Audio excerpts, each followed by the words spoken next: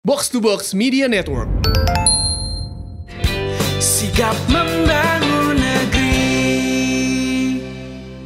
Halo, apa kabar sahabat PUPR? Assalamualaikum warahmatullahi wabarakatuh. Salam sejahtera dan semoga kabarnya sehat-sehat saja, nggak kurang satu apapun juga. Kembali lagi bertemu di podcast Sigap Membangun Negeri bersama dari Kementerian Pekerjaan Umum dan Perumahan Rakyat. Bersama saya kembali Mawi Bowo, semoga nggak bosan-bosan ya. Dan tentunya kita akan ngobrol-ngobrol dengan narasumber kita dari Kementerian PUPR dengan topik yang tentunya seru-seru. Dan kali ini kita akan ngobrolin soal jalan tol. Oh, nggak mungkin deh, pasti semua udah pernah ngerasain namanya jalan tol. Nah, kali ini di podcast Sigap Membangun Negeri juga bisa lihat juga di YouTube-nya dari Kemen PUPR. Kita akan ngobrol-ngobrol mengenai sekali lagi jalan tol dan juga pencapaiannya selama tahun 2020 ini bersama dengan Sekretaris Badan Pengatur Jalan Tol, Direktorat Jenderal Bina Marga Kementerian Pekerjaan Umum dan Perumahan Rakyat, Bapak Triyono Juno Asmono. Assalamualaikum Pak, apa kabar? Waalaikumsalam, baik. Alhamdulillah masih mam. Sehat ya Pak? Baik. Iya. Nah, sebelum kita ngobrol lanjut nih dengan Pak Triyono Juno Asmono yang lebih akrab dikenal dengan panggilan Bapak Yongki. Pak, kok jauh banget sih Pak dari Bapak Triyono Juno Asmono jadi Bapak Yongki? Mungkin boleh dikasih tahu kepada sahabat PUPR tuh gimana sejarahnya Pak menjadi panggilan Bapak Yongki? Wah, kalau sejarahnya nih panjang juga ini. Oke Pak, dipersingkat kali gitu. Cuma masalahnya sekarang saya mau cerita dulu. Saya perkenalan dulu ya. Oh, silakan Pak. Nama saya Triyono Juno Asmono. Saat ini saya bertugas sebagai Sekretaris Badan Pengatur Jalan Tol atau BPJT. Nama saya emang cukup panjang, tapi memang sejak kecil saya dipanggil orang tua saya Yongki. Jadi kalau ditanya kenapa namanya Yongki ya nanti saya tanya orang tua saya dulu. Oke lah. Oke, kalau gitu sudah cukup singkat kenalan sejarah dengan nama Bapak Yongki. Tapi sebelum kita lanjutkan ada istilah tak kenal maka tak sayang Pak ya. Siap. Pengen tahu dulu Pak, ini dikenalin dulu dengan kantornya Bapak yaitu Badan Pengatur Jalan Tol, Direktorat Jenderal Bina Marga Kementerian Pekerjaan Umum dan Perumahan Rakyat. Itu kerjanya apa aja sih Pak sebetulnya? Baik Mas Imam dan sahabat PUPR, saya cerita dulu sedikit dengan organisasi yang sedang saya jalani, yaitu Badan Pengatur Jalan Tol atau BPJT, adalah badan yang memiliki wewenang untuk melaksanakan sebagian wewenang pemerintah dalam penyelenggaraan jalan tol, yang meliputi pengaturan, pengusahaan, dan pengawasan badan usaha jalan tol. Selain itu, BPJT juga memiliki tugas-tugas yang sangat banyak. Saya nyebutkan secara umum aja ya Pak, Mas Imam. Silakan Pak. Nah, yang pertama, tentunya kita melakukan persiapan dari pengusahaan jalan tol. Apa itu persiapan? Kita laksanakan kajian-kajian atau analisa kelayakan finansial, studi kelayakan, dan juga penyiapan AMDAL. Lalu kita juga melakukan pengadaan investasi jalan tol atau pelelangan. Tentunya secara transparan dan terbuka. Kita juga melakukan proses pelaksanaan pembebasan lahan yang berasal dari badan usaha dan juga kita mengatur mekanisme penggunaannya. Lalu kita memonitor pelaksanaan konstruksi. Kita laksanakan itu. Kita melakukan juga pengawasan terhadap badan usaha atas pelaksanaan seluruh kewajibannya dari perjanjian pengusahaan jalan tol dan kita melaporkan secara periodik kepada Pak Menteri. Kita merekomendasikan juga tarif awal dan juga penyesuaian tarif tol kepada Pak Menteri. Dan kita melakukan pengambil alihan hak pengusahaan jalan tol yang telah selesai masa konsesinya. Dan selanjutnya kami merekomendasikan pengoperasian selanjutnya kepada Bapak Menteri. Yang terakhir, kami melakukan pengambil alihan hak sementara dari pengusahaan jalan tol yang gagal atau jika gagal dalam pelaksanaan konsesi yang kemudian kami lelangkan kembali. Demikian Mas Imam, itu tugas dari BPJT. Wow, kalau kayak gitu singkat gimana? Banyak juga ya. Banyak juga loh Pak itu kerjaannya. Tapi kalau bicara mengenai jalan tol nih Pak ya, ini juga buat sahabat PUPR juga yang ngeh juga dengan berita terakhir yang juga sempat viral kemarin. Selamat loh Pak, itu kemarin habis diresmikan tol Trans Sumatera ruas Pekanbaru Dumai yang diresmikan oleh Bapak Presiden Republik Indonesia, Bapak Presiden Joko Widodo, dan juga nih sahabat PUPR, Pak Yongki juga baru aja pulang dari Manado ya Pak, resmi jalan tol juga Pak ya? Iya. Itu di Manado, ruas mana tuh Pak yang di Manado? Jadi baru-baru ini, kemarin kami baru selesai 2 hari yang lalu tepatnya, peresmian jalan tol Manado Bitung Itu kami laksanakan perencanaannya 40 km. 40 Saat kilometer. ini sudah diresmikan dan telah dioperasikan sepanjang 26 km. Dari Manado sampai ke Donohudu. Di depan pintu KEK, Kawasan Ekonomi Khusus Bitung. Oke. Nah, kalau bicara nih mengenai yang namanya pembangunan jalan tol ini kan merupakan isu yang sangat seksi nih di pemerintahan. Ya. Saya sempat baca juga nih Pak, bahwa rencana pembangunan jalan tol 2020 sampai dengan 2024 di era pemerintahan Joko Widodo akan mencapai 2.728 km. Ini angka yang cukup wow loh Pak, sangat bombastis. Nah Pak Jokowi juga dari awal menjabat sudah mengagungkan yang harus digenjot adalah pembangunan infrastruktur. Mungkin bisa diceritakan juga Pak ke sahabat PUPR kali ini kalau dari tahun 2015 nih Pak sampai sekarang itu tolnya udah kemana aja nih Pak? Boleh Mas Imam saya cerita dari awal sedikit ya Pak Imam? Silakan Mas Pak Imam, Yongki. jadi tidak ada 2015, saya cerita dari awal. Oke. Jadi saya mau cerita bahwa jalan tol kita, mungkin barangkali sahabat PUPR ada yang belum tahu bahwa kita itu membangun jalan tol pertama kali di mana coba? Jalan tol Jakarta Bogor Ciawi. Itu yang zaman dulu banget Pak ya? Kita bangun tahun berapa Mas Imam? Tahun berapa ya? Pasti belum saya lahir. Tahun 73. Wow, 73 tuh Pak ya? Jadi kita bangun tahun 73 dan diresmikan tahun 78 sepanjang 50 km. Wih lama juga bangunnya, 5 tahun Pak ya? Betul. Jadi pada zaman itu ini adalah merupakan salah satu trendsetter lah. Trendsetter bahwa di Asia ini kita di Indonesia memiliki jalan tol di tahun itu. Nah, waktu berjalan sampai tahun 2015 itu panjalan tol kita yang sudah kita operasikan cukup banyak dari tadinya 50 km Iya. menjadi 927 km. Jadi cukup hampir 20 kali lipat. Oke. Dari tahun 78 sampai ke tahun 2015. Nah, pada era pemerintahan Bapak Presiden Jokowi tahun 2015 sampai tahun 2020 ini pembangunan jalan tol di Indonesia itu mengalami peningkatan yang sangat signifikan, Mas Imam. Jadi perlu saya infokan, kita sudah memiliki panjang jalan tol kita sampai saat ini 2.166 km. Wow. Dengan total biaya investasi lebih kurang hampir 200 triliun. Itu jumlah yang cukup sangat besar. Iya, iya. Jadi kalau kita bandingkan dengan era sebelumnya, pada waktu sebelumnya, jadi jalan tol yang sudah terbangun ini sudah melebihi dari 2 kali dari panjang tol yang telah terbangun sebelumnya. Sebelumnya hampir 1.000 km. Iya. Sekarang sudah 2.166. Jadi ini salah satu prestasi yang kita capai sampai saat ini. Nah, kalau kita lihat yang sudah kita capai sampai sekarang itu ternyata melebihi dari target Mas Imam. Oh begitu Pak ya? Iya, Oh, jadi kalau hebat dong, Pak. target kita itu dulu sebenarnya 2015 sampai 2019 itu cuma 1.000 km. Targetnya? Tapi tahu nggak kira-kira realisasinya berapa kira-kira? Dari target 1.000 km, Ya, tercapainya, hampir kira-kira 1.298. wih, nambahnya hampir Jadi ada bonus 300 km. hampir 30% Pak ya? Betul. Nah, saat ini di tahun 2020 sampai 2024 Iya. kita sudah punya program lagi sepanjang lebih kurang 2.534 km. Itu target kita. Nah, setelah kita exercise, Iya. mudah-mudahan ini Mas Imam, mohon doa dari Mas Imam dan juga sahabat dari PUPR. Insya Allah kita diharapkan bisa mencapai lebih dari 2.500 yaitu 2.745 km. Wow, Jadi mantap. ini mudah-mudahan target yang cukup ambisius, Ya, tapi insya Allah mudah-mudahan bisa tercapai nantinya. insya Allah. Banyak sekali ini juga Mas Imam, saya juga perlu nyampaikan ini. Kalau kita bicara panjang mungkin teman-teman banyak yang bertanya-tanya. Iya. Ini bangunnya di mana aja sih Benar, kira-kira? benar. Kalau Gitu ya. ngomongin angka tuh agak bingung, tapi mungkin pengen Betul. tahu yang di mana aja sih sebetulnya. Betul ya.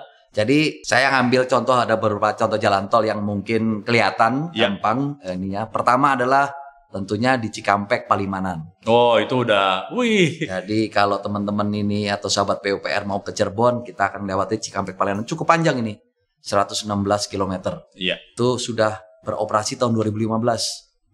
Terus juga mungkin teman-teman juga sudah sering dengar di media, sudah tersambungnya Trans Jawa sampai ke Probolinggo Timur. Jadi cukup panjang itu. Kita dari Jakarta ke Surabaya Yang biasanya naik pesawat atau naik kereta api sekarang dengan mudah dengan menggunakan jalan tol. Iya, benar. Terus ini juga Mas Imam, ini penting nih. Kita sudah mengoperasikan jalan tol pertama kita di Pulau Sumatera. Nah, Di Provinsi Lampung tepatnya. Dari ruas Bakahuni sampai Terbagi Besar. Ini sangat panjang, 140 km. wow. Ini sudah beroperasi pada tahun 2015 yang kemarin. Oke. Terus juga ini sangat penting. Yang mana tuh, Pak? Jadi kita punya jalan tol terpanjang di Indonesia dan masuk di Muri. Iya. Nah, ada rekor Muri nih. Sepanjang 189 km. Kira-kira di mana ini? Nah, ini mungkin masih bertanya-tanya ya. Iya, di mana Jalan sih, Pak? tolnya ada di Trans Sumatera. Tepatnya di jalan tol Terbagi Besar, Pematang Panggang, sampai ke Kayu Agung. Itu jalan tol kita yang beroperasi sangat panjang dan terpanjang saat ini 189 km. Lalu juga kita sudah mengoperasikan ruas jalan tol kita di Semarang, Solo, Ngawi. Nah, Ini perlu saya infokan juga Mas Imam dan sahabat UPR bahwa jalan tol ini adalah salah satu jalan tol yang memiliki pemandangan terbaik di Indonesia. aduh. Jadi jalan tol Semarang, Solo, Ngawi. Iya. Dan baru-baru ini kita sudah meresmikan jalan tol Manado Bitung. Itu adalah salah satu juga yang memiliki pemandangan terbaik. Jadi kita punya 2 ruas tol yang sangat strategis. Iya. Nah, saya berharap para sahabat PUPR dan Mas Imam juga, Iya. kalau bisa coba nih jalan tol ini. Kita bisa betul-betul ngelihat jalan tol ini bukan hanya dari fisik jalan tol, tapi pemandangannya sangat bagus. Kita ngelihat kiri kanan ada gunung. Iya. Kalau di Manado itu malah kita bisa ngelihat ada laut. Wow. Jadi sebelah kirinya gunung, sebelah kanannya itu view pantai dan laut. Wah, keren banget, jadi penasaran. Jadi sangat bagus sekali ini. Cuman bukan sayangnya, memang aturannya seperti itu. Kita nggak boleh berhenti ya di tengah jalan. Oh iya itu mesti diingetin ke netizen kita tuh. Betul. Suka berhenti, Jadi nanti suka sembarangan. Harapan saya nanti akan kita atur di dalam rest area kita. Mungkin ada tempat yang bisa para pengunjung menikmati pemandangan di sekitar sana. Iya. Kira-kira itu. Penting tuh Pak buat konten zaman sekarang ya kan, buat foto-foto. Daripada nanti ganggu traffic, mendingan disiapin tempat Pak. Betul. Tapi bener sih, saya dan juga sahabat PUPR yakin banget nih kayak tol-tol yang sekarang yang muncul-muncul tuh kayak life changing moment loh. Betul. Iya kan, saya penasaran sih, saya belum pernah ngerasain, sempet cuman masih tertunda rencananya. Saya awalnya pengen family trip dari Jakarta ke Jogja nyobain tol, cuman belum kesampean. Tapi teman saya udah nyoba itu 8 jam nyampe loh. Betul. Di Jakarta nyampe Jogja 8 jam, berangkat pagi, siang udah nyampe langsung check in hotel. Betul. Iya kan? Dan bedanya adalah mendapatkan nuansa yang berbeda, ketemu pemandangan, bisa santai, nggak buru-buru. Kalau tiba-tiba pengen lapar, langsung berhenti langsung di rest area. Jadi benar-benar menemukan satu kayak jalan tol tersebut tidak hanya memberikan satu excitement, kemudahan dalam beraktivitas, juga memberikan nuansa baru dalam kehidupan, dan juga ya saya yakin juga sih kan menghubungkan secara ekonomi dari beberapa poin kota ke kota lain. Nah, kalau bicara mengenai jalan tol tersebut, Pak, ini kan juga sekali lagi menguntungkan juga dan juga menstimulus pembangunan daerah. Mungkin bisa diceritakan Pak mengenai mega proyek tol yang satu ini Pak, yang kita semua kenal yaitu Tol Cipali dan juga Tol Trans Sumatera Pak. Jadi sebelum lari ke sana Mas Imam, mungkin saya juga sedikit cerita nih. Kalau tadi Mas Imam bilang lancar ya jalan ke Jogja dan sebagainya. Jadi kita ini bisa membuktikan bahwa ternyata memang jalan tol itu memiliki dampak yang sangat besar. Dan terbukti memperlancar arus dan meningkatkan perpindahan dari kita, orang, distribusi barang, dan pertumbuhan jasa. Iya. Kalau tadi Mas Imam mungkin ke Jogja agak males ya, biasa naik kereta api kan. Sekarang mungkin naik mobil dengan jalan tol akan sangat lebih praktis dan juga bisa menikmati suasana yang lain. Iya, setuju. Dulu Mas Imam, kalau kita mau dari Jakarta ke Surabaya, tebak kira-kira berapa jam? Aduh, baru ngomong aja Pak kayaknya udah capek duluan Pak, beneran deh. Jakarta Surabaya nyetir banget nih. Jadi dulu kalau kita mau dari Jakarta sampai Surabaya. Berapa sih Pak waktu itu? Itu hampir seharian. Seharian kira-kira Mas Imam. Kan? Kira-kira 25 jam. 25 jam itu di mobil, ya ampun. Ya itu pasti pegel banget. 25 jam sampai Surabaya langsung pijet Pak. Betul. Kalau nggak tidur di tengah jalan ya repot juga ya. Iya, setuju. Nah tapi dengan adanya tol Trans Jawa beroperasi ini. Dari Jakarta sampai Surabaya lebih kurang itu sekitar 12 jam. Tuh. Jadi kita bisa menghemat waktu lebih kurang 13 jam atau 50-an%. Iya, setengah hari loh Pak itu. 50-an% dari waktu tempuh sebelumnya. Jadi itu luar biasa sekali. Iya Pak. Betul. Jadi kalau teman-teman atau sahabat PUPR yang mau dengan keluarga Iya. atau dengan teman-teman Iya. itu mungkin akan nyaman dan juga bisa menikmati Trans Jawa seperti apa. Di zaman sekarang tinggal nyalain Waze ataupun Google Betul. Maps. Udah sampai udah. Nah, ini juga penting nih. Iya Pak. Kalau tadi saya ambil contoh kan Trans Jawa. Iya. Kalau Trans Sumatera, kebayang nggak kira-kira kalau dari Lampung, Bakahuni itu Iya, sampai ke Aceh berapa lama? Kalau naik mobil dulu. Waduh, dulu mah kayaknya dulu tuh kayak serem banget Pak lewat apa namanya sih? Dulu ada jalur apa sih yang Sumatera itu? Betul. Yang isinya bus sama truk semua. Nah, bayanginnya aja udah lama kan? Udah lama, Betul. kemudian kayaknya, kayak stres duluan Pak. Jadi kalau kita dulu naik mobil itu Iya. dari Lampung, Bakahuni sampai ke Aceh itu bisa sampai 4 hari. Mas Imam. 4 hari di mobil, ya ampun. Nah, dengan adanya tol Trans Sumatera yang nanti insya Allah ditargetkan tersambung Iya. pada tahun 2024, itu harapan kita bisa memotong waktu tempuh hampir 50%. Jadi dulunya 4 hari, mungkin sekarang cuman Kira-kira 2 hari. 2 hari ya. Ya, itu sudah termasuk waktu singgah ya, Ya, karena itu kita kan harus ada istirahat. Iya juga. benar. Dan seperti itu. Itu pasti happy semua Pak. Saudara-saudara kita Betul. Sumatera, yeay cepet nih nyampenya. Betul, ya. Iya. Jadi ini salah satu tantangan kita. Iya. Dan saya yakin sekali kalau nanti dari Lampung, Bakahuni sampai ke Aceh itu sudah Iya. tersambung, multiplier efeknya itu sangat besar sekali Mas Imam. Oke. Jadi orang itu bisa singgah tadinya dari Aceh mungkin mau ke dari Lampung sampai ke Aceh itu tidak punya niat untuk mampir ke Palembang. Iya. Sekarang mungkin mau mampir ke Palembang Iya. atau mampir di Jambi nantinya atau mampir di Medan dan seterusnya. Benar. Jadi itu akan memberikan pengembangan wilayah di sekitarnya. Itu. Terus juga kalau tadi saya bilang Trans Jawa, Trans Sumatera. Iya. Ini ada yang menarik lagi Mas Imam. Di mana tuh Pak? Kita lagi menyiapkan mudah-mudahan dalam waktu dekat untuk pengembangan jalan tol di Pulau Bali. Pulau Bali Pak. Betul. Jadi jalan tol di Bali yang sudah ada, Iya. yang saat ini sudah menjadi ikon. Itu ada apa namanya di atas laut Iya, pertama di Indonesia. Bali Mandara itu ya. Betul. Nanti kita akan bangun lagi mudah-mudahan insya Allah dari Gilimanuk Iya. itu sampai ke Mengwi lebih kurang hampir 100 km. Wow. Itu cukup panjang dan diharapkan bisa segera kita laksanakan nantinya. Itu tadi yang di Pulau Bali. Iya. Jadi tadi ada Jawa, ada Sumatera, Bali. Saya juga mau info juga ini, Mas Imam. Wah, di Pak, Kalimantan. Bapak kerjanya banyak banget loh. Beneran loh sahabat Jadi- PUPR. Kayaknya kerjaannya banyak banget nih. Selama ini orang mendengar bahwa jalan tol itu hanya di Pulau Jawa kan. Iya, benar. Nah, sekarang ini kita lagi sedang dalam proses pembangunan di Kalimantan, yaitu Balikpapan Samarinda. Oke. Sepanjang hampir 65 km. Yaitu dari kota Balikpapan sampai ke Samarinda. Itu nanti mudah-mudahan dari bandaranya Iya. sampai ke kota pusat Balikpapan. Iya. Dan pemerintahan di Samarinda yang sebelumnya menggunakan kendaraan mobil itu 2 jam. Iya. Mudah-mudahan nanti bisa separuhnya Mas Imam. 55 menit sampai 1 jam lah. Ih, mantep. Seperti itu. Nah, ini ada lagi yang lain. Kalau tadi Kalimantan, tambahan bonusnya lagi, Sulawesi juga sudah ada. Tadi saya sudah sebutkan di Manado. Pak, semua orang suka dengan kata bonus, Pak. Lanjut, Pak. Lanjut, Pak. Jadi di Sulawesi, Sulawesi, Pak. kita juga lagi gencar-gencarnya untuk pembangunan jalan tol di Makassar. Iya. Mungkin dalam waktu dekat akan segera kita resmikan sebagai tambahan dari jalan tol yang sudah ada. Iya. Manado Bitung tadi saya sudah sampaikan untuk menunjang kawasan ekonomi khusus di Likupang.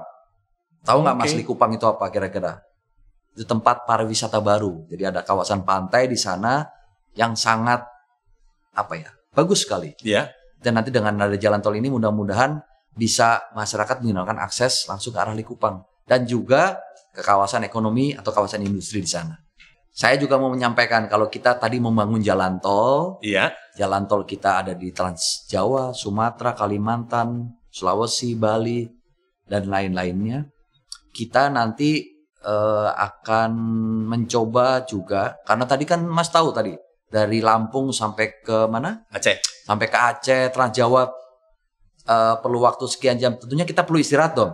Oh iya, Pak. Nanti Bapak sakit loh, Pak, kalau kurang istirahat loh, Pak, bersama Kita timnya. perlu tempat istirahat yang layak dan bagus. Aha. Nah, saat ini kami dari BBJT sedang mengupayakan untuk meningkatkan kualitas dari tempat istirahat, dan pelayanan. Nah, rest area Gitu. tuh penting banget loh Pak. Bagi kalau tolnya udah bagus, rest area kurang, kayaknya ada yang kurang lengkap gitu loh Pak. Betul. Nah, mudah-mudahan nanti kita ke depan bukan hanya tempat istirahat, Iya. tapi menjadi tempat tujuan. Jadi salah satu tempat tujuan. Jadi Iya. kalau di luar negeri itu orang itu datang ke tempat rest area itu belum tentu untuk istirahat, karena di sana mungkin ada mallnya, Iya, ada iya. hotelnya, ada kawasan pariwisata dan sebagainya. Iya, iya, setuju. Kira-kira seperti itu. Oke. Nah, pas banget nih tadi Pak Yongki ngomong soal rest area nih. Kalau namanya jalan tol kan udah pasti banyak hal yang mesti diperhatikan. Berhubungan dengan keselamatan dan juga kenyamanan pengguna jalan tol. Nah, kalau bagian kenyamanan kan juga kalau jalan tol panjang kan butuh orang kadang-kadang rehat, istirahat di tempat yang enak. That's dimana namanya rest area dibutuhkan. Nah, kalau bicara mengenai rest area nih Pak, ini kan juga kan pasti menjadi bagian dari sebuah jalan tol di mana tidak hanya sebagai tempat istirahat, tempat mungkin ya makan minum, ada yang mungkin sholat, isi bensin, tapi juga tempat wisata nih Pak. Saya pengen tahu deh Pak, ini so far rest area di jalan tol yang banyak banget dan juga yang panjang-panjang ini pembangunan kayak gimana Pak? Saya dengar juga katanya ada juga rest area yang terbaharui seperti di tol Purbalenyi arah Jakarta. Boleh ceritain nggak sih Pak? Nah, ini menarik nih kalau kita bicara rest area atau kita sebutnya tempat istirahat Iya. dan pelayanan. Jadi kalau kita sebut seperti itu, tentunya rest area ini harus memenuhi beberapa kriteria. Pertama, tentunya sebagai tempat istirahat pengguna jalan tol. Tentunya kan seperti itu benar. kan. Kita harus pastikan bahwa tempat tersebut nyaman, bersih, dan lengkap. Iya. Untuk menunjang tentunya kebutuhan dari pengguna jalan tol. Setuju. Contohnya, harus ada toilet yang bersih, tempat makan, tempat istirahat, dan masjid. Iya. Gitu. Terus juga rest area itu harapan kita juga menjadikan public service. Jadi dapat juga berupa destinasi wisata Mas Imam. Nah, itu dia tuh Pak. Kita saat ini terus terang sedang mengembangkan standar-standar terkait dengan rest area ini. Harapan kita nanti tentunya rest area itu dapat memberikan tempat tujuan. Bukan hanya tempat istirahat, tapi menjadi tempat tujuan. Iya. Nah, terutama untuk ruas-ruas tol yang memiliki pemandangan-pemandangan yang bagus atau potensi wisata lainnya. Setuju tuh Pak, iya. Nah, saat ini kita juga sedang menyiapkan aturan terkait dengan rest area ini. Bukan hanya untuk tempat istirahat, tapi juga untuk tempat transit hub. Apa tuh Pak? Yaitu Transit tempat hub? untuk transit orang maupun barang. Oh, oke. Jadi rest area ini dapat dikembangkan menjadi kawasan transit antar moda. Tujuannya apa kira-kira? Tujuannya untuk mendukung kebutuhan, contohnya bus-bus nih di Trans Jawa. Itu mereka bisa menurunkan penumpang di rest area dan kemudian penumpangnya itu dapat melanjutkan perjalanan dengan kendaraan lain di tujuan sekitar. Oh gitu. Jadi orang Iya, itu iya. tidak harus keluar dari jalan tol. Mereka Oke, cukup oke. ke rest area. Nanti di rest area tersebut kita siapkan semacam terminal atau hub untuk mengalihkan distribusi orang atau barang. Oh keren tuh, iya iya. Nah, Jadi, ini baru nih Mas Imam. iya, jadi bus yang gedenya itu nggak perlu keluar exit tol lagi ya. Betul. Turun betul. situ aja ya di rest Betul. area ya. Iya iya iya. Dan juga sebagai hub logistik. Jadi saat ini banyak sekali investor-investor yang membangun kawasan pergudangan di sepanjang jalan nasional. Iya. Dan juga berminat untuk mengembangkan kawasan pergudangan yang terkoneksi langsung dengan jalan tol. Wah. Nah, kalau kita lihat di negara maju seperti di Amerika, di Inggris, di Jerman, itu banyak sekali seperti itu. Jadi jalan tolnya ini, rest areanya itu bersinggungan atau bersebelahan dengan kawasan pergudangan. Oke oke. Itu. Kita punya banyak contoh nih Mas Imam. Contohnya di area di Purbalenyi. Iya tuh Pak. Penasaran tuh Pak. Betul, kilometer 797, kilometer 88, kilometer 72.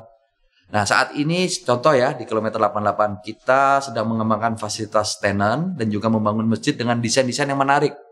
Ini Oh, contohnya di iya. sana itu membangun dengan apa namanya? Desain penutup kepala gitu dengan khas Sunda. Jadi Oh bentuknya iya agak iya unik iya. lah. Bentuknya agak unik.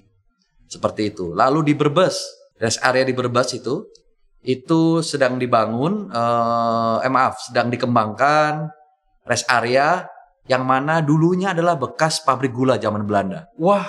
Itu Ini- saya langsung kebayang tuh pasti bagus buat foto tuh. Betul, buat foto ini akan disulap menjadi tempat foto Iya. dan juga booth-booth kuliner dan Wah. UMKM yang menarik. Iya iya iya. Dan juga iya. yang paling penting bukan hanya menarik, kekinian. Nah itu Nah, penting ini tuh. penting karena sekarang kan teman-teman sahabat-sahabat PUPR ini kan sangat senang ya untuk foto-foto di sana. Jadi kita buat Benar. seperti itu.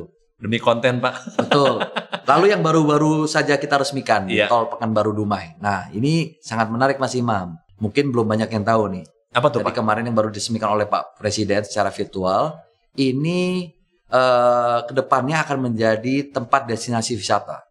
Kita di situ membuat namanya terowongan gajah, Mas Imam. Terowongan gajah. Betul. Itu memang namanya terowongan gajah atau emang literally ada gajahnya, Nah, Pak? itu ada ceritanya. Itu gimana, Pak, ceritanya? Jadi memang daerah situ adalah kebetulan daerah tempat gajah. Iya. Kawasan memang tempat hidupnya gajah di sana. Habitatnya gajah, Pak, ya? Betul. Jadi kami membangun jalan tol itu tidak mengganggu habitat dari gajah. Wah, keren. Sehingga kami buatkan terowongan. Iya.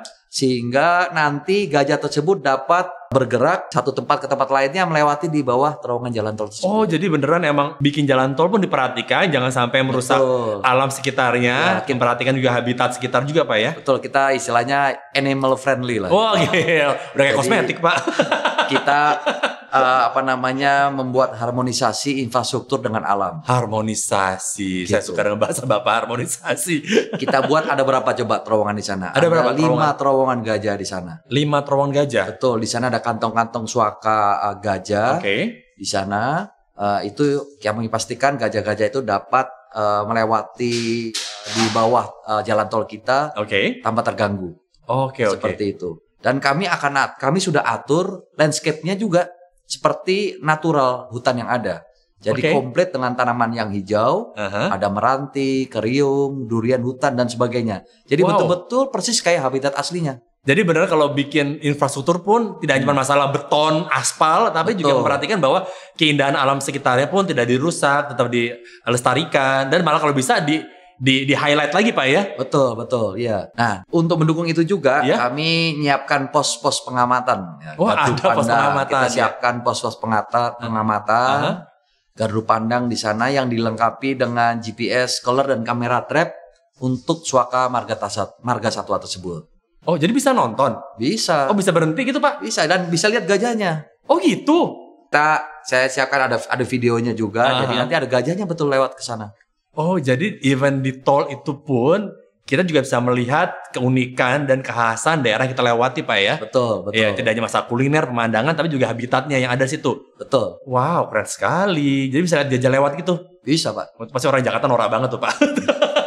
Kalau Beneran tuh, Pak. kalau orang Jakarta kan lihatnya cuma di Taman Safari kan. Iya, kan nggak langsung di tempat aslinya gitu loh. Iya. Oke, nah kalau bicara tentang jalan tol juga nih, Pak. Yang saya juga sempat dengar juga mungkin sahabat PUPR, saya juga sempat bingung nih. Ada namanya Singing Road Toll. Nah, Wah, Singing Road Toll. Apakah berhantu, Pak? Itu kok tolnya bernyanyi, Pak? Gimana tuh, Pak? Singing Road Toll, Pak? oke, nah ini menarik nih. Ini memang baru pertama kali kami implementasikan di jalan tol.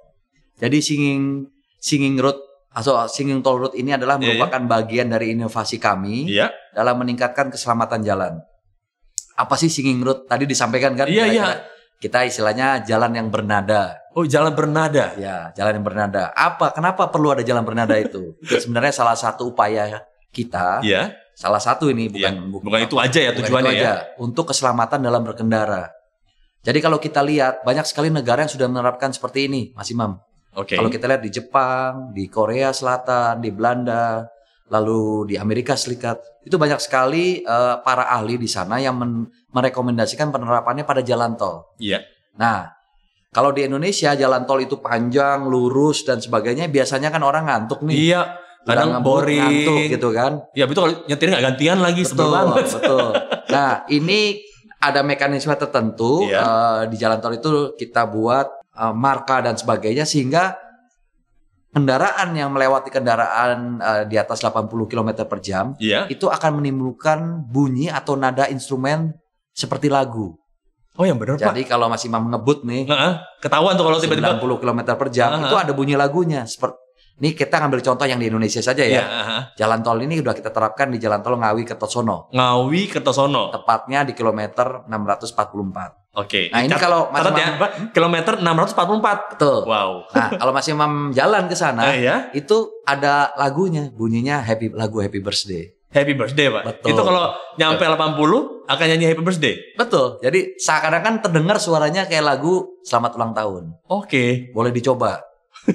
Oke, Kenapa? Jadi intinya kalau kita lewat itu bunyi lagu itu, orang jadi mau nggak mau agak ngerem. Oh, Yang oke. tadinya ngantuk, tadinya ngebut sedikit, Oh, ya terpaksa agak memelankan kendaraannya. diingetin lah ya. Oh, Betul. ini berarti udah kecepatan nih gitu kan Betul, ya. iya. Oke. Nah ini menarik. Ya mudah-mudahan harapan kita nanti bisa kita terapkan bukan hanya di lokasi ini, tapi di tempat-tempat yang lain. Oke. Seperti itu. Itu kayaknya kalau makin cepat namanya gugur bunga, Pak. Kenapa kita taruh di lokasi ini? Nah, Kenapa? Oh iya tuh Pak. ini Kenapa penting dari nih. semua tol yang ada, ini yang pertama situ Pak di Ngawi Kertosono. Yang pertama, betul. Kenapa situ Pak yang Karena dipilih? ternyata setelah kita evaluasi lokasi ini banyak sekali pengemudi yang ngantuk dan terjadi banyak kecelakaan di sini. Oh, that's why tempat itu yang dipilih Betul, sebagai iya. percontohan awal Jadi ya Pak ya. mudah-mudahan dapat meningkatkan awareness kita atau Iya, iya. pengemudi Mhm. sehingga tetap dalam keadaan sadar dalam melanjutkan kendaraannya. Oke. Seperti itu. Iya. Mungkin saya kalau Coba ya nanti kalau ke sana ya. ya pokoknya sahabat PUPR Ngawi Kertosono kilometer 44. 644 ya. Ya. Oke. Tapi kalau ke sana jangan tidur, kalau tidur nggak dengar. Iya, itu biasanya penumpangnya Pak. Kalau driver sih penumpangnya. tidur Pak. Penumpang yang tidur Pak. Itu kurang ajar banget Pak. Iya. Iya. Mungkin lebih menarik Pak kalau nanti mungkin selain lagu Indonesia juga mungkin nanti di beberapa tol lain diterapkan lagunya kalau nggak BTS Blackpink Pak. Boleh. Ya, Iya, boleh. itu Ya. pasti happy waktu mobil tuh para arminya atau yang anak-anak kekinian itu. Ya. Nah, itu Jo, sahabat PUPR. Ini baru setengah obrolan kita udah menarik banget kalau ngomong soal jalan tol yang ada di Indonesia. Nah, sekarang pun kita sudah kenal semua orang kayak udah semua serba digital. Ya kan? Tentunya ada beberapa gerbang tol yang awalnya bayarnya tunai, sekarang udah pakai e-tol. Lalu sekarang mau ada nih katanya penerapan teknologi informasi di mana transaksi menggunakan near sentuh ataupun multi lane free flow. Wow. Kita pikir free flow minuman doang, ternyata tidak. Ada namanya multi lane free flow ataupun MFF yang akan segera diterapkan. Pak Yongki, apa itu multi lane free flow Pak? Nah, Ini kayak keren banget. Apalagi sih Pak? Coba tolong dijelaskan pada kami semua orang awam ini.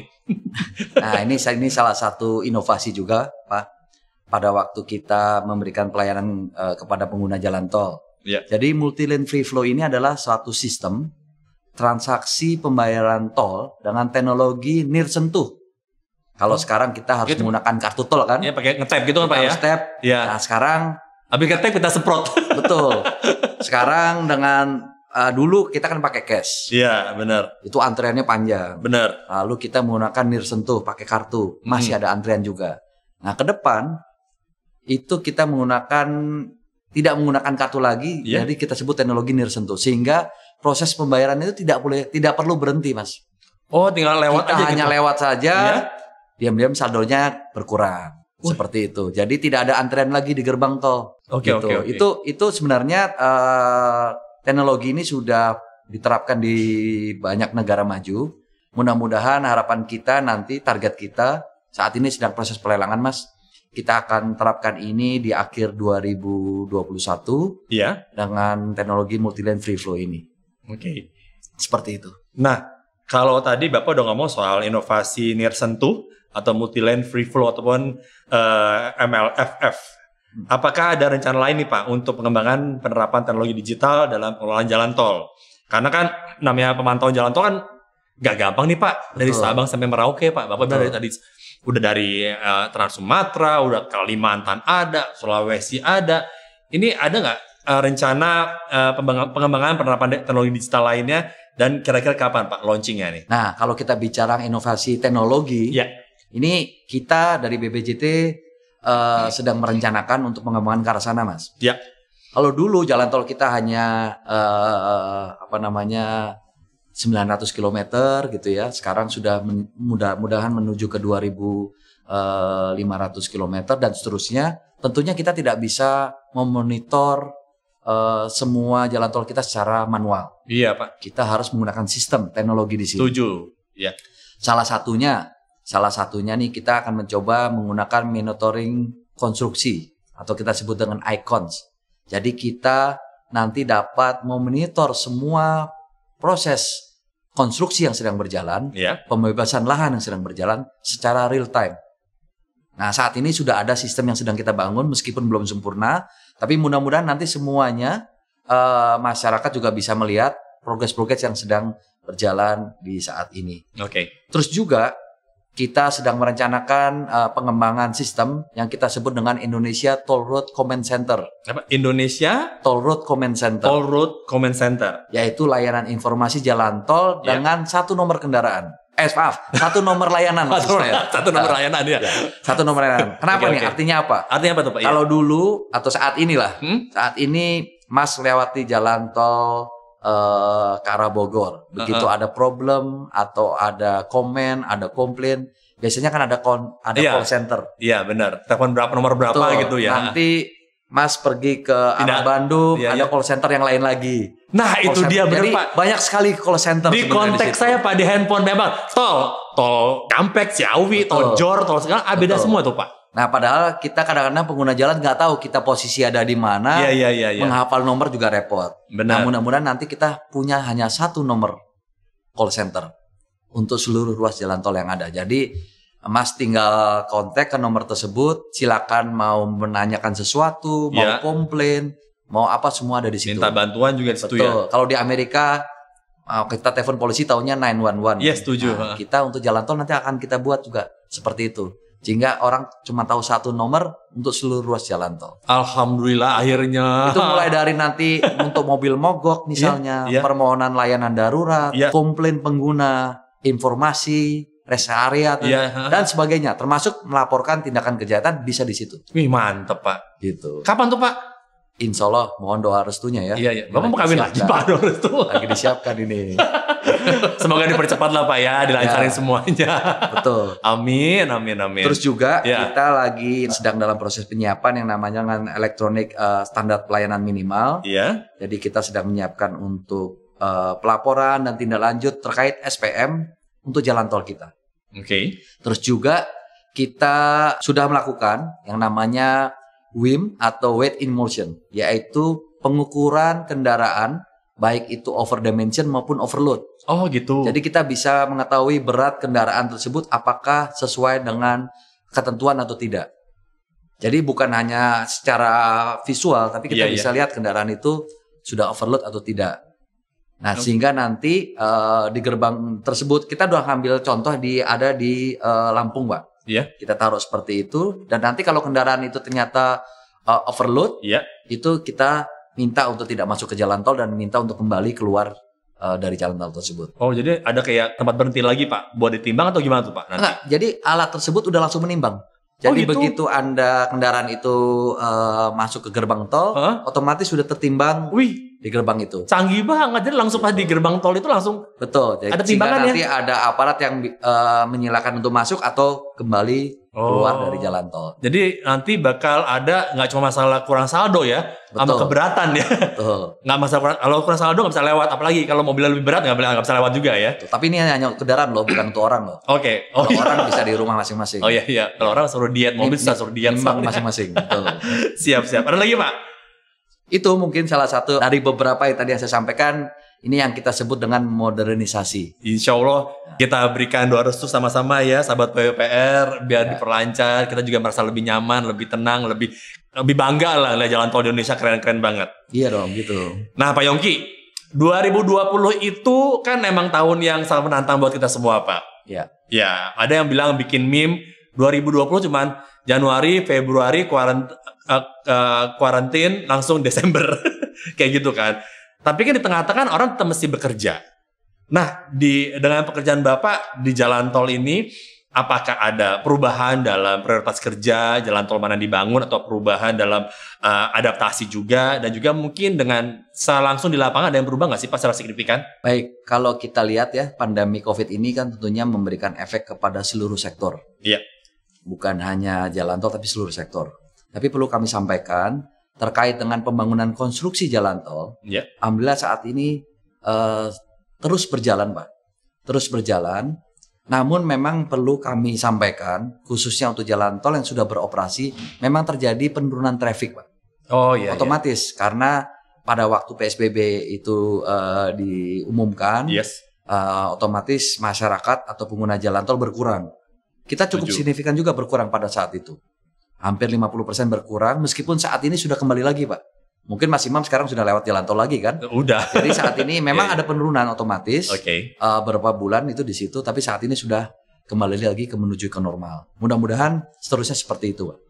Jadi untuk pelaksanaan konstruksi jalan tol yang saat ini sedang berjalan masih terus berlangsung, ya, tidak terjadi pelambatan. Namun ada beberapa prosedur atau sistem yang kami laksanakan di lapangan, Pak. Tentunya protokol COVID harus dilaksanakan, harus menggunakan masker, lalu pemeriksaan di lapangan, lalu protokol kesehatan juga harus kita laksanakan dan sebagainya. Kenapa kami terus genjot pembangunan jalan tol ini? Ya, kenapa Karena tuh, Pak? harapan kami tentunya pembangunan konstruksi ini dapat memperkuat ekonomi di masa pandemi COVID-19 ini.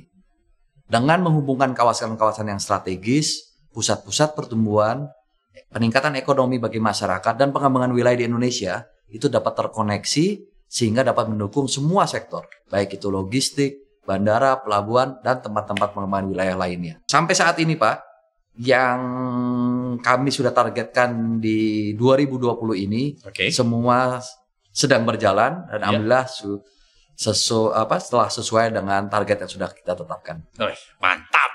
Nah, kalau tadi dengerin apa yang dikatakan oleh Bapak Yongki juga, ini kayaknya menguatkan sebuah asumsi, Pak, bahwa ternyata pembangunan jalan tol itu secara signifikan memberikan kontribusi yang sangat luar biasa untuk menyokong ekonomi kita, apalagi di masa pandemi ini, Pak. Benar nggak tuh, Pak? Betul. Jadi perlu saya sampaikan, Mas Imam. Jadi kita berharap tentunya dengan adanya pembangunan jalan tol ini yang terus berjalan, itu dapat menjadi kontribusi untuk percepatan pemulihan ekonomi nasional. Tentunya dengan segala upaya yang kita lakukan ini, kita diharap menjadi bagian penting penggerak pemulihan ekonomi nasional. Perlu kami sampaikan, Pak, kalau kita melaksanakan pembangunan ini dengan baik, jadi dapat menghubungkan semua sentra-sentra produktif, itu menurut studi, Mas Imam, ini studi dari berbagai sumber ya, itu dapat menurunkan harga atau biaya logistik tentunya. Dan meningkatkan multiplier efek, ini penting nih, 2-3 kali lipat dari pendapatan domestik bruto. Wow. Nah, ini harapan kita supaya perekonomian kita jadi lebih kuat lagi. Dan satu lagi ini yang sangat penting. Dengan adanya pembangunan jalan tol ini salah satunya aja jalan tol, itu dapat menyerap banyak sekali tenaga kerja, Mas. Tenaga kerja yang banyak, sehingga nanti harapan kita dengan terhubungnya semua jalan tol kepada pusat-pusat kegiatan dan kota-kota, itu dapat menciptakan pusat-pusat ekonomi baru. Nah, ini penting nih. Benar. Ya minimal rest area dibuka satu aja, yang kerja berapa banyak tuh? Betul. Ya kan, tapi kalau tiba-tiba rest area gede, orang banyak mampir, wah, hidup deh tuh kotanya. Benar. Nah, Pak Yongki, ini kayaknya juga sahabat PUPR udah happy banget dengerin ternyata emang jalan tol tidak hanya masalah jalan panjang, kemudian aspal atau beton segala macam, tapi hal-hal menarik di balik itu. Pengen tahu dong, Pak, mungkin bocoran sebelum kita menutup obrolan kita di podcast Sigap Membangun Negeri ini. Kita udah menjelang akhir tahun 2020 nih, Pak. Insya Allah nggak kerasa ya, udah mau 2021 lagi nih, Pak. Bocoran dong, Pak, ada nggak sih plan-plan perkembangan tol mana saja yang saat ini sedang dikerjakan jelang akhir 2020 dan juga tahun depan nih, Pak? Wah, banyak sekali nih, Mas Imam. Waduh, kita nambah 1 jam lagi, Pak, gimana? Kalau saya cerita bisa 1 jam lagi nih saya cerita nih. Oke, jangan tahu dibuka semua, Pak, biar penasaran. Oke, dikit-dikit aja ya cerita ya. Jadi kalau kita cerita apa yang sedang kita kerjakan dan diharapkan bisa selesai konstruksinya di akhir 2020 ini, salah satunya nih. Ini saya sebut aja dulu pertama di Pulau Sumatera contohnya. Tentunya target kita adalah penyelesaian Trans Sumatera. Trans Sumatera di sini. Ada mudah-mudahan nanti di Provinsi Aceh ada tol Sigri Banda Aceh. Lalu juga Medan Binjai. Wow. Lalu juga tadi yang sudah sampaikan Pekanbaru Dumai sudah selesai kan? Iya, benar. Sudah selesai. Lalu di Provinsi Sumatera Selatan ini ada ruas tol Kayu Agung Palembang Betung sepanjang 9 km. Ini mudah-mudahan bisa kita laksanakan. Di Pulau Jawa juga, Mas. Di Pulau Jawa ini ada di Jabodetabek khususnya. Itu penyelesaian Cimanggis Cibitung seksi 1A. Itu dia tuh. Banyak yang nungguin tuh, Pak. Itu mudah-mudahan bisa selesai. Lalu juga ruas tol Bogor Ring Road seksi 3A. 3 km mudah-mudahan juga bisa selesai. Lalu juga beberapa di Jawa Timur, mulai dari Krian, Legudi Blunder, Manyar, lalu dan sebagainya itu cukup mudah-mudahan bisa selesai. Di Kalimantan, nah ini di Kalimantan, ini penting nih. Kita targetkan mudah-mudahan di akhir tahun ini bisa selesai di Kalimantan Timur, ruas tol Balikpapan Samarinda seksi 1 dan seksi 5. Oke, wow. Cukup panjang ini 33 km. Oke. Di Sulawesi itu tadi yang di Manado Bitung sudah selesai. Iya. Lalu di Sulawesi Selatan ini penting nih juga karena sudah siap untuk diresmikan di Petarani. Di Petarani di Kota Makassar. Lalu juga di ruas-ruas lain yang mudah-mudahan juga akan kita genjot ini di Jawa Barat ada di Tol Cisumdawu. Mudah-mudahan akan kita selesaikan di 2021. Lalu juga nanti kita sudah melaksanakan Harbor Road 2. Mudah-mudahan bisa kita kerjakan di akhir tahun ini. Iya. Dan ruas-ruas lainnya. Banyak Mas. Kita harapkan kalau ini juga di Bali nih, Gilimanuk. Oke. Mudah-mudahan juga bisa kita kejar. Iya. Boleh request nggak sih Pak? Bikin tol Balinya muter Bali Pak, keliling Bali Pak. Oh boleh, kami catat ya. Ya please Pak, dari suara rakyat jelata Pak, please Pak. Ya udah kangen banget sama Bali Pak. Siap. Nanti kami catat. Ya. Pak Yongki, terima kasih banyak loh buat obrolannya. Kalau ada pengen tambah lagi silakan loh Pak. Biar mumpung sahabat PUPR puas lengkap dengan semua info-info pencapaian Kementerian PUPR dengan jalan tolnya yang dinahkodai Bapak Yongki. Terima kasih Mas Imam. Di sini kami kan hanya mensupport semua kegiatan saja. Jadi kami berharap sekali mudah-mudahan jalan tol kita khususnya di seluruh Indonesia ini dapat berjalan dengan lancar sesuai dengan rencana kita. Dan tentunya karena kita sudah nanti akan merencanakan begitu besar, kita perlu support inovasi-inovasi yang baru yang terus kita kembangkan Mas. Jadi kita terus belajar Mas. Saat ini BPJT dan juga Kementerian PUPR terus belajar dan mencoba memberikan inovasi-inovasi yang baru. Dan juga kita mudah-mudahan nanti memberikan konektivitas pada sentra-sentra produktif dan juga tempat-tempat pengembangan wilayah lainnya. Kami dari BPJT Mas punya moto nih. Wah. Moto ini penting nih. Kami akan melaksanakan transformasi, inovasi, dan modernisasi sehingga harapan kita dapat mencapai infrastruktur jalan tol yang berkelanjutan di masa depan. Amin. Ini penting nih.